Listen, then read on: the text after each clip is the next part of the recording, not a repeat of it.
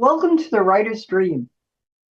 This is a show where authors can talk about how they write their books, how they publish their books, and how they market their books. You can find us on ltveh.org. Just click on the videos and you can see the show. We're on Cablevision, channel 20 on Thursdays at 3 p.m. There are lots and lots of shows to see on that show. And also, if you want to see them all at one time and binge on them, which I don't suggest, you can go onto YouTube. My YouTube channel is Linda Maria Frank, and I have interviewed probably about 200 people by now, mostly local authors. There are a lot of authors on Long Island, and if you're interested in getting into a writing career, that's the place to go because every one of those writers will give you some good advice about how to get started.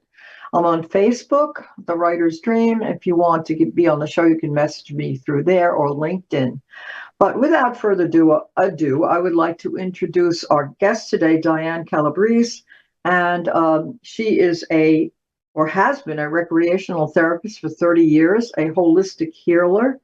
She has served on several boards at Stony Brook University on the subject of mental health. And she is an author. She also is a contributing writer to the Journal of Modern Healing, and she is also doing Udemy virtual e-learning. You'll have to explain that, Diane, because I just see it in bio. Sure. What is that? So Udemy, it's just a continuing education. So you can create a course just like you would, I guess, through a university, but it's just through a learning site. And a lot of therapists, whether you're a physical therapist, an occupational therapist, recreational, even nursing, teachers, they have to do CEUs to continue their license or certification. So that might be a choice that you might make as opposed to taking a class at a university. Well, that's certainly a way to get your message out there. And I don't think you left anything untapped. Diane also makes really beautiful book trailers. Okay, so she's written so far Long Island Loves Pets. That's a great one for me. Meditation for Mind, Body, and Spirit. That's a series, though, isn't it? It's not a series, but it has an audio book within it. So you get the 2 in the 1, which is nice. And it's 18 guided meditations. So. Okay, and today we're going to deal with the book that you see on the screen coming up now and again, and that is He Is Watching. So tell us about the book. What's the central message? Well, it's a Christian genre book, so He Is Watching is about Jesus, but it focuses on, it goes through different things like talking about faith versus belief, and there is a difference, and people might not understand that, so I get in the depths of the definition. What is it? So believing is more or less hope. Faith is acting upon that belief. So, like, you can believe in God or say, yeah, I think there's a God, or I hope there's a God. When I die, I hope there's a God. But faith is more like you're acting on it. You're living according to the Bible. So you're living according to God's word, or you're trying to. None of us are perfect. We're all sinners. Nobody is perfect. And that's not what the book is about. It's just striving to live a better life, So then I get into other chapters that focus more on like the darker sins of humanity, and that's what drove me to write the book because, it's funny. I don't know if you ever saw the movie The Sound of Freedom. It's with Jim Caviezel, and it was about child sex trafficking. And I guess working in healthcare, that really impacts me a lot because I used to work with kids. So, and it's just so many horrific crimes that are going on. Yes, absolutely. There's no end to the sources that you could talk about as far as the darker side of humans is concerned. And I think the internet has made it worse. Oh, yeah. Everybody agrees on that. But so what do you do as far what's like your format of dealing with these various dark sides? So within each chapter, I get, I go a little bit closer and closer to the second coming of Christ. So I'm a Catholic myself, Roman Catholic. So it's Christian genre, and I published it through Westbow Press, which is a Christian publisher, just so we know. So I start out with faith versus belief to just go into that. What does that mean? Because that's the basics of you know Christianity, of hope, of religion. So I start out with that, and then I go into the different sins of humanity. More of the darker sins I focus on, like I mentioned. I focus on greed, jealousy, envy, all these things that probably we could all relate to some degree. But there's different ranges where that comes from, where that can lead from venile sins all the way up to mortal sins. And I bring in interviews. What's interesting about this book and what makes it different is that I interview different ministers from different denominations to give their input on all of this. So you're going to listen to my commentary of my feeling on the topic, but then I'm going to get into the research, and then I'm going to get into their different opinions. And I specifically selected a minister from each different denomination of Christian faith because it's so broad, Christianity, because you'll have the Lutheran denomination, the Baptist, Methodist, Evangelist, and Oh, I yeah, could there's a go bunch of on. them. Yes. So I picked one from every denomination so we can have a broader conversation. So you never went into Judaism or Islam? Not no, because I kept it Christian based, Okay. and I wanted to keep it Christian based because I was going into the coming of Christ, so I was keeping it in the Christian genre realm. My next book, however, because I did dedicate a chapter of this book to death and what comes next, the afterlife. So I'm focusing my next book on NDEs, which would be kind of a continuation from this book, and that I'm going to include other religions, because there's so much out there on the afterlife, and I talk about it in one of the chapters in this book. But I want to go into the depths of the experiences with the near-death experiences, and I'm going to interview certain near-death experiences here on Long Island. So, so I think it's important to go to the other religions because Christianity is not the dominant religion in the world. I mean, there are more Islamic people and more, Eastern religions and whatnot. So Yeah. it's interesting. But I have a question for you. So let's take one of the seven deadly sins. Okay, let's do with greed. Okay, how Hmm. does greed go from a toddler wanting to have all the candy to, Hmm. let's say, Elon Musk or somebody who's Yeah. amassing Elite and inordinate powerful. amounts of wealth? How does that happen? Yeah. Well, I mean, at first, in my personal opinion, I think it starts out with parenting, how you parent your kids, because I think we learn the first things right in our own home. And I think that was really the point of my book. It's not to point fingers really at who's right, who's wrong. It's just to have a reflection of like now that you've heard this information, now that you've seen the research, and now that maybe you contemplated some of the things that I said, like, what do you think? So Mhm. my thoughts on it, it does start from the home, though, especially with something like greed, just teaching people to be nice, like nice manners, good behaviors. And I'm fine as a teacher, and I know you were a teacher too. Mhm. Yep. And I teach higher education. I find that there is no manners, as there Everyone was complains about that. years ago, and it's almost startling, and I don't know why I'm shocked anymore, but I still am. I guess I'm old school. I don't know. But Well, it does start in the home.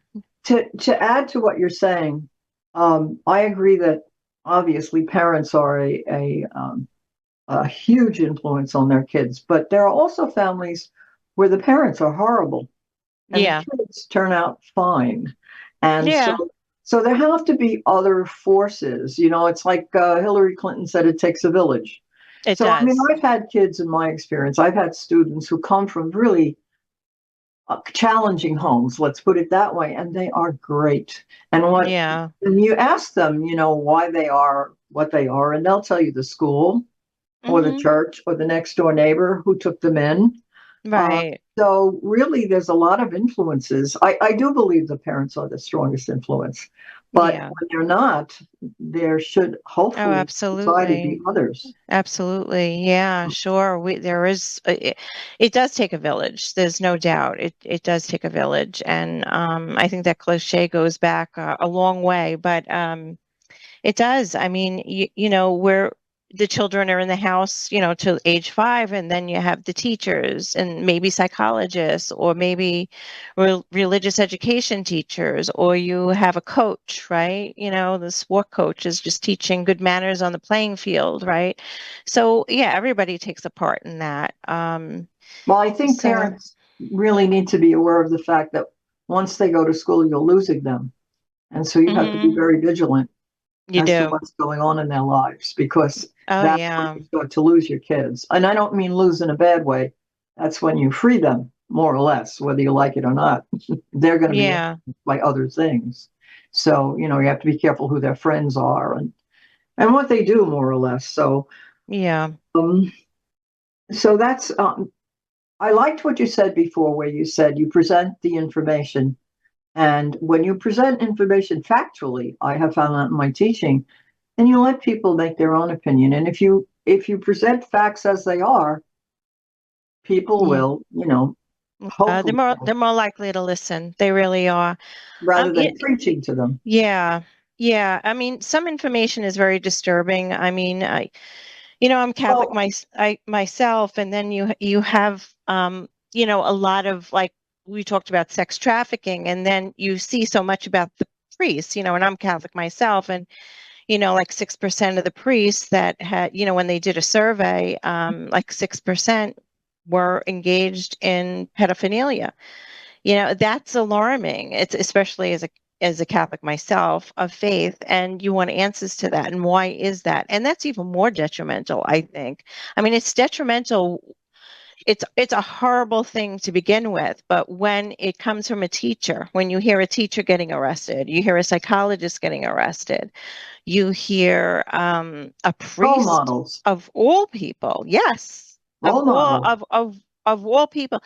And you want to know something, Linda? As you know, I go to a lot of fairs and I have a lot of book signings, and my first 2 books are on self-help because I worked in mental health. Mm-hmm. Um, People have come up to me and I talk about He Is Watching, and they're like, "Well, I was abused by a priest that came to me twice within like 2 years. I mean, recently. I mean, Mm-hmm. what's the chances of that? But first of all, for somebody to say that to me openly, not even knowing me, I'm talking about my book, but to have the courage to say that. And that's something else. That's, the courage to come forward. And that's another point of my book. When you see something, say something. Because how many people, including teachers, will close their eyes and will turn the other way and won't say a thing? But there's a law now, if a kid comes to you and confides that they have been abused by somebody, True. parents, siblings, teachers, coaches, whatever, you are obliged To to say something. report that. And if it's found out that you knew, you could lose your license. But you want to know something? That should be even with adults too, because I've worked in settings where, adults were abused Mm-hmm, by their boss, mm-hmm. okay, or within a big system. Or by their And caregivers. they didn't, yeah, and even if they were the normal part, they didn't say anything, they turned the other way, and I mean, this is why we have whistleblowing, right? So, Well, that's why we have laws as well, is because people but so people many don't don't. always do the right thing without a law, right? They don't want to do it. It's sad. They don't, because they want to turn the other way because they're afraid of getting fired. And it's sad. I mean, look at Epstein Island and all this stuff that's going on. It's so crazy. I mean, you could go as high up as you want. Those poor So women, those poor women. Well, I know. but they are the tip of the iceberg. But I wanted to ask you, your cover has a lion on it. Why? That I love animals, like you said, and I see God as the lion, like the king of the jungle. So that's how I look at it. I see the lion as a protector. So I envision him as God. That's just how I relate it. But I And know you it's like effective. animals. I love You like, animals. You yeah. know that. That's my recent book. Long Exactly. Island loves its animals, and that's my dog on the cover. So, Yeah. I just lost my two cats, and I'm heartbroken. oh, But I'm sorry. anyway, what were the most memorable experiences that you can share with us when you were interviewing the people for the book? I'm very grateful to have learned about the other denominations and their religions because, being Catholic all my life, and I really didn't go to the other churches, never had to unless it was a wedding. Um, just to learn about their faith. And one thing I learned was that there's in each denomination, in each church, there's a progressive and a conservative approach. Yeah. And I didn't even know that. And I'm even finding that in the Catholic Oh, faith yes. too, conservative and progressive. And I really never thought about it that much, like until I started writing the book. And it's interesting to learn the perspectives, but I did learn that we're more alike than different. We all want the best of society, but we do have, you know, differences, I you think know. the core in each of them is Hmm. is the same. That in Hmm. that it's what love God, love your neighbor as yourself. I mean, Right.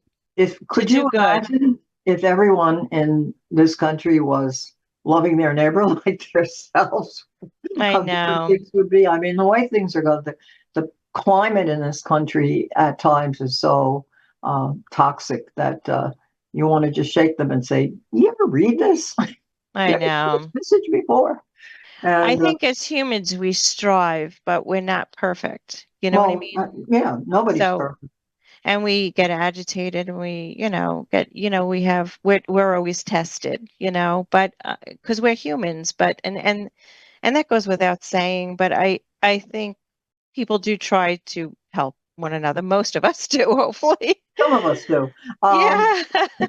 what do you remember? Can you think of any one particular person? You don't have to name them, but was there a message that stood out in your mind when you did these interviews? Um, well, yeah, with the Catholic Church too, I found it very interesting when it came to confession, because it was one thing with confession, because I kind of agreed with the other denominations, like you can just ask God for forgiveness. Why do you have to go to a priest? And it's one thing that I learned, and I thought he was wonderful. He was from India. I actually interviewed and found him on LinkedIn, and he explained it to me that it's God that does the forgiving. It's not that we're questioning that, but there's a number of times in the Bible it was quoted that if you confess your sin to another, God says, if he forgives you, then I forgive you also, especially when it comes to a mortal sin. The second thing with that is when you say somebody did something really bad against you, and you go, Hmm. I can never forgive them, because say it was rape, I can never Hmm. forgive them. Um, if you can't forgive them, how are you going to be forgiven? So, and that's also in the Bible, but with the confession to the priest, he's like the third person to do that forgiving. So it Well, that's balances that. forgiveness is a huge message in the Catholic Yeah. Church, and also I think in Christianity. When Charlie, what was his name? The Oh, guy Charlie who Kirk. Charlie Charlie Kirk. Kirk. His wife Yeah. got on, and she forgave him. She forgave the shooter. I mean, that was the first thing she did, and Yeah. that was. I think that has to be really, really, really difficult. So let me ask you another question. What's the most difficult aspect of writing a spiritual book? Probably the dark side of it, because with good there comes evil. And like when I interviewed an exorcist, and I think I would talk about this on your last show. That was probably the hardest part. I mean, he was very nice. I mean, wonderful guy to talk to. And I'm still friends with him on LinkedIn. I talk to him a lot. Also an author. It's, you know, we got into the demons and nobody wants to talk about that. I don't really want to talk about that. Like, if you want to talk about the afterlife, you want to talk about heaven, you don't want to talk about hell. Nobody wants to talk about that. So, But he said to me that he felt the demons are much worse within the past 10 years because I was getting more, are we somewhere in the timeline closer to the second coming or in the end times? That was the discussion. That was where I was Oh, leading that's to. interesting. Yeah, that's very And interesting. he does feel it's getting worse. The humanity is getting worse and the demons are getting worse. So Are we, that scared me. or are we So hearing more about them? I don't know. I question myself with that too. Is it because there's so much social media and, a lot of people watch YouTube now, so you see everything all over the world, so you're aware of the discussion and I don't know, but you do see darkness in the world more, I think for sure. Even in politics, we see more hate than likeness. We're not united, we're divided. I don't like that feeling. I don't think anybody does. No, well, Um, I think there's so beginning to be a big backlash against that right now. Yeah, it's it's yeah. difficult to every day be bombarded with, no matter where you go on television, on the internet, or the newspaper. I call it the body count. They're always talking about the terrible things that happen, and Mm, hardly ever talking about there's a smaller space for the good things that happen. And I think yeah. that's hard on people. I mean, it's not that it's not the truth. It's just very difficult to deal with it on a day-to-day basis. You have to become somewhat immune to it, but that doesn't help either. So, what are you currently doing to convey the message of this book? Um, I like I said, I go to fairs. I talk about the book. I just, I try to promote the positive, kindness, self-help, focus on, just being a better person and just reflecting in your own life, making better changes for yourself and just remembering everybody has a purpose, a point to being here. There's always hope. I worked with, the mentally ill. I worked with addictions, that population. And it's a difficult population, and they're probably the most struggling population that there is out there, I think so too. So it's hard. I've seen the darker end of life, because of my work and that I've done. So I just try to shed hope and bring God into everybody's life and hope that Well, works. that You is can only hope. try. Well, that's all we can do. Um, what's the most important thing? You probably just answered that. What's the most important thing you feel you've accomplished by being an author in general in your whole career as an author?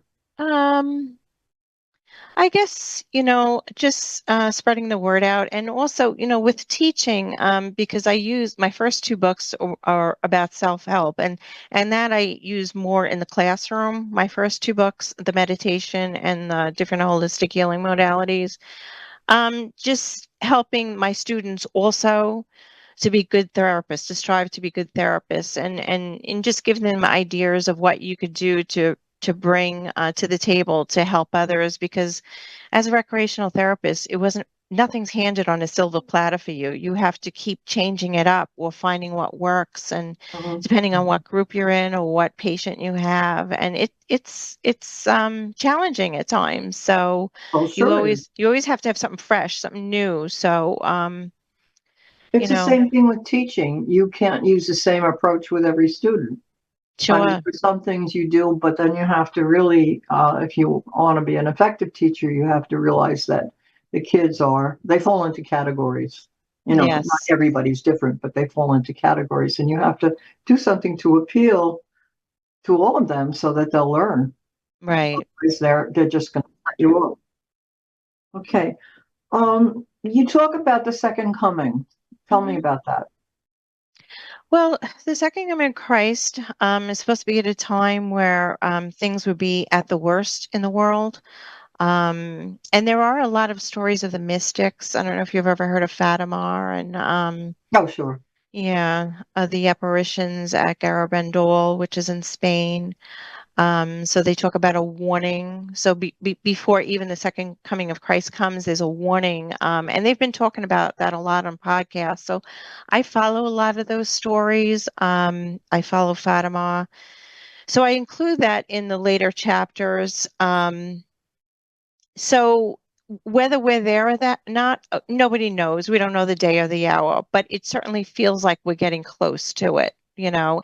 And so there's certain things to look out for: the famines, the wars, the rumors of wars. So are we in that time or we're not? I'm, you know, I'm not sure. I'm feeling like we are. And then sometimes things go peaceful for a while. So you don't know. Like at the time of COVID, I think everybody was thinking, oh, we're there, you know, and then it Mhm. died down a little bit. But I think that's how the waves go. So we'll see, you know, and, you know, everything's based on faith and prayer can bring peace. So, and things could be delayed. So it's all God's timing. But all of that has to do with the book of Revelation. That's the last chapter of the Bible. So I do a lot of reflection there.